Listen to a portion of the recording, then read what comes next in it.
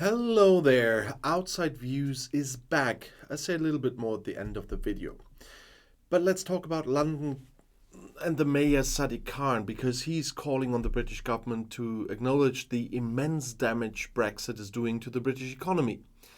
After 2 years of denial and evasion, we now have to face the hard truth. Brexit is not working, says a speech that Khan wanted to give to politicians and business representatives on Thursday, excerpts of which were available to AFP before.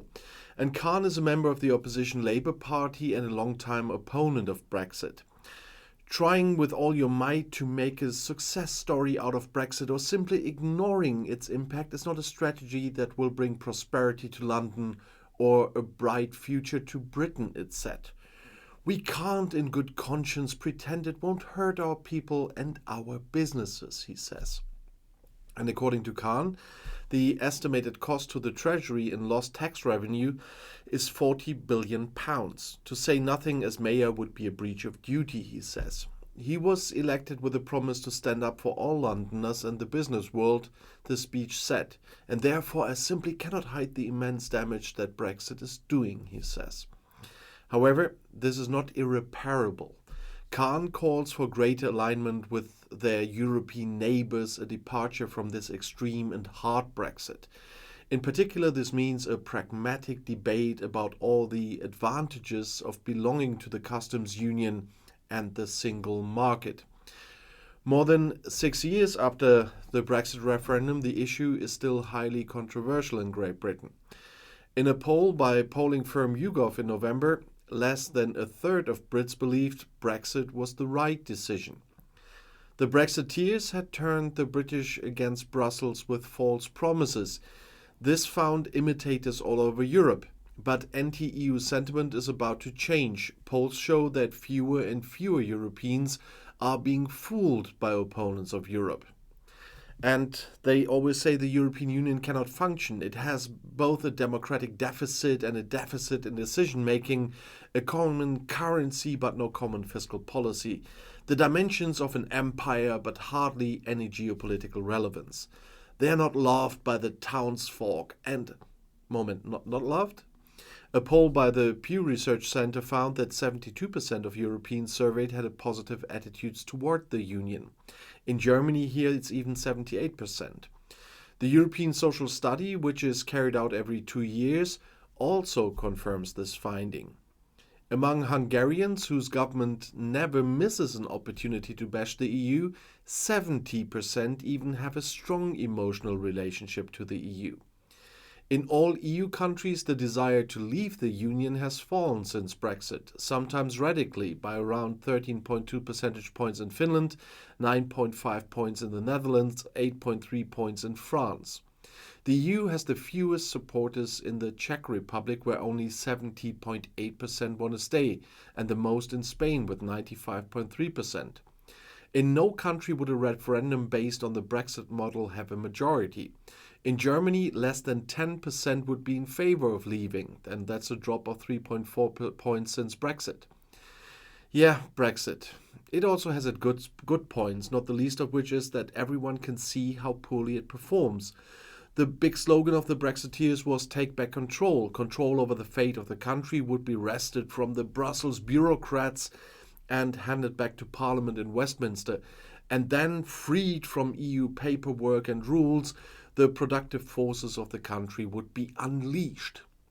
Well, Boris Johnson didn't quite dare to do it, but when he was sacked and replaced by Liz Truss, she announced the most radical deregulation and tax cut program since Margaret Thatcher. After 45 days, Truss was history. Great Britain's creditors, who didn't believe in tax cuts, had forced the Prime Minister's resignation by making their loans more expensive. It was clear who really controlled the country. In any case, the number of those who are duped by the opponents of Europe is falling. And to keep up, Europe's right-wing populists have abandoned the slogan of leaving the EU and are now always talking about reforming it. Well, go ahead, see above. But rights aren't what they used to be either. They used to be for the domestic law and order and power-oriented foreign policy. Today they celebrate the demonstrations of anti-authoritarian lateral thinkers, or Querdenker as we say in Germany, and resistance to vaccination. And instead of working to ensure that Europe speaks with one voice in the world and acts as a power of order from the Dnieper to the Atlantic, from the north to the Mediterranean, they behave like, yeah, the Duodec prince who wanted to prevent Germans' unity. And according to the motto, imagine geopolitics being made and nobody's going there. That's how some people in the right-wing world are acting nowadays. And people sometimes are really stubborn and won't change their minds. The hardcore right-wingers will never change their mind, obviously.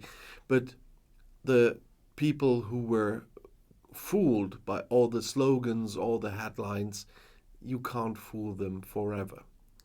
And a few words about the channel. I almost lost 2 weeks of work now because my channel got directly attacked, and it was a direct attack on the channel itself, because I could see what the hackers were going against and what they just ignored before I could rescue a lot of stuff.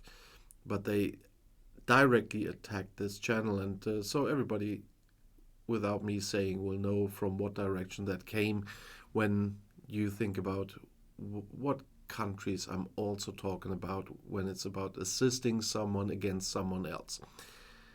And fortunately, I got my Google account back very quickly. It took longer with the YouTube account. It's not always that easy, and I still have to repair a lot. I had to republish all the videos that were on there, and we're talking about thousands of videos, and to repair. I still haven't repaired the channel description and so on. I hope everybody has refreshed the apps now and sees outside views and not the crap the hackers put in. But I'm back, and I obviously will publish videos again on this channel. And I'll see you in my next video. And it was true before they hacked me, and it's true again, I'll be back.